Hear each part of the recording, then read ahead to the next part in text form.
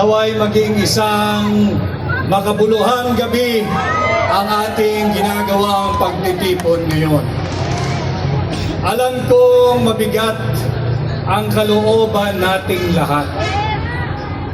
These past few days, talagang mahirap.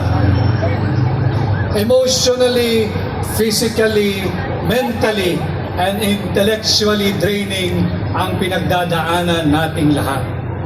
Subalit, napakinggan natin ang mensahe ni Pangulong Duterte through our Vice President, Inday Sara Duterte.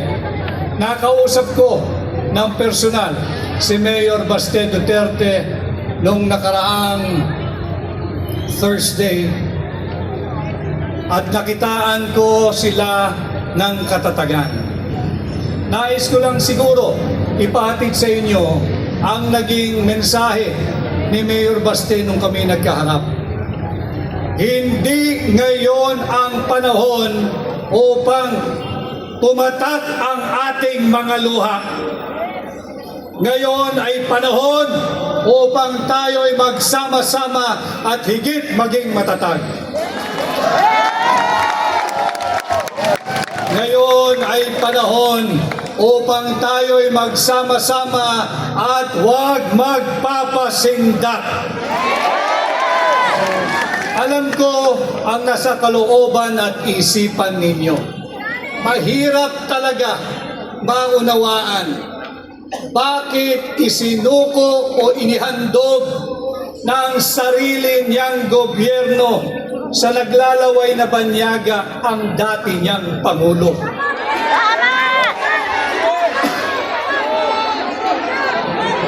Wala na ba tayong batas na umiiral? Wala na bang saligang batas? Sarado na ba ang lahat ng antas ng korte sa Pilipinas? Wala na ba? Bakit kinakailangan nating ialay si Pangulong Duterte sa korte ng mga naglalaway na banyaga? And just like all of you here today and in any other many parts of the Philippines, nakasama natin, binanggit kanina ni Pastor in Proverbs 29 verse 2. Tama po yun. Kung matiwasay ang namumuno at pamunuan, ang kanyang pinamumunuan ay nagdiriwang. Subalit bakit tayo naririto ngayong gabi? Sapagkat nasusulat din yan, pagbaluktot ang namumuno, nagluluksa ang kanyang sinasakupan.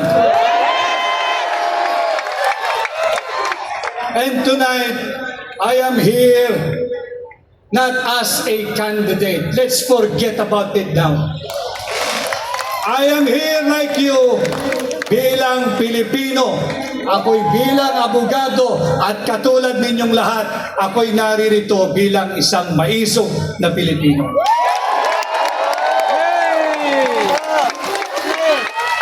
I stand with you, with President Duterte.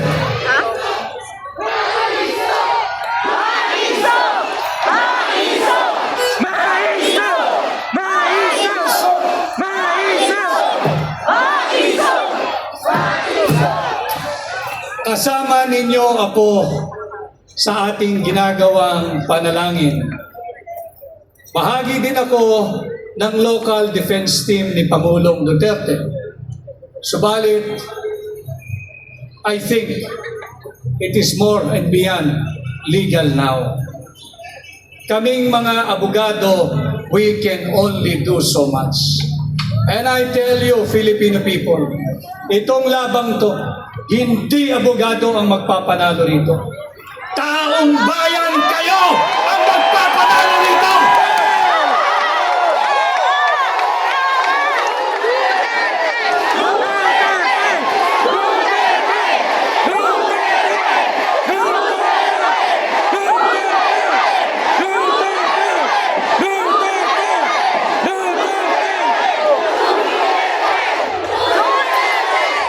Ipagpatuloy ho natin ang ating ginagawa.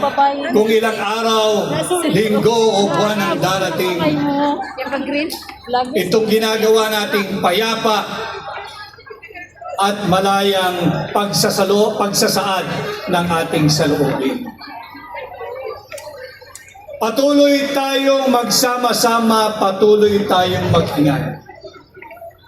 At sama-sama natin ipakilala sa buong mundo na sa bahaging ito ng mundo, merong isang Pilipino na kailanman hindi isusuko ang kanyang soberanya, kasarinlan, kalayaan, at kahit nag-iisang Pilipino ay pakilala natin sa buong mundo at ang kanyang pangalan ay Rodrigo Roa Duterte!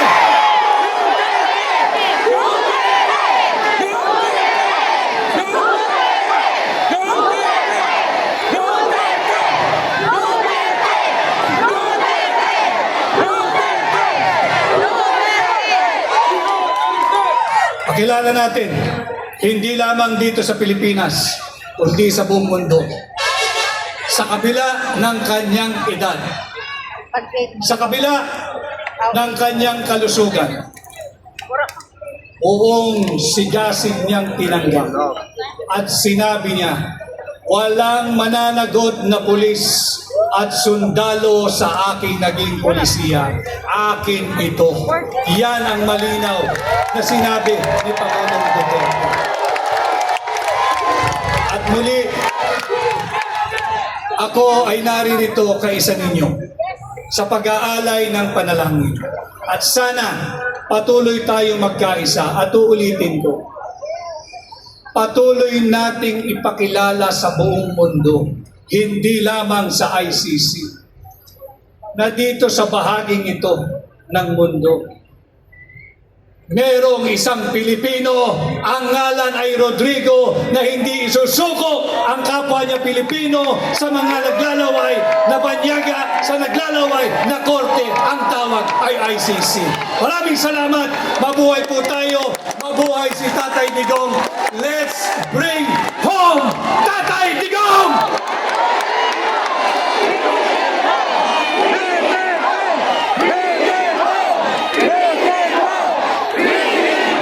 Maraming salamat, Attorney Vic Rodriguez. Samantala sa mga sandaling ito, isa sa mga mahigpit na supporter at naniwala kay Tatay Digong ang magbibigay naman sa atin ngayon ng video message. Walang iba kundi si Attorney JV Hinlo. Sa tanan, ako po si Attorney J.V. Hinlo, ang PDP Laban Deputy Secretary General for the Visayas. Ako po ay inatasan upang magbigay ng mensahe sa pagkapanalo ng dating Pangulong Duterte noong 2016 elections. Pero sa ngayon po, mabigat ang aking damdamin dahil sa mga nangyari sa kanya. Ako po ay may galit at kalungkutan na ang kapwa nating mga Pilipino at ang sariling gobyerno ang siyang sumuko sa ating Tatay Digong sa mga dayuhan. Kayo po na aking mga kababayan na may tinding galit kay Tatay Digong at kayo po na dati niyang kasamahan sa gobyerno na nagtraidor sa kanya, na noong panahon niya ay siya pang kasama niya at nagsisipsip. Mali po ang ginawa ninyo. Kung may kasalanan si dating Pangulong Duterte sa ating batas at sa Pilipino, dapat po siya'y iniharap at litisin sa ating korte dito sa Pilipinas at hindi sa ibang bayan. Hindi ko po yan matanggap. Mali po yun.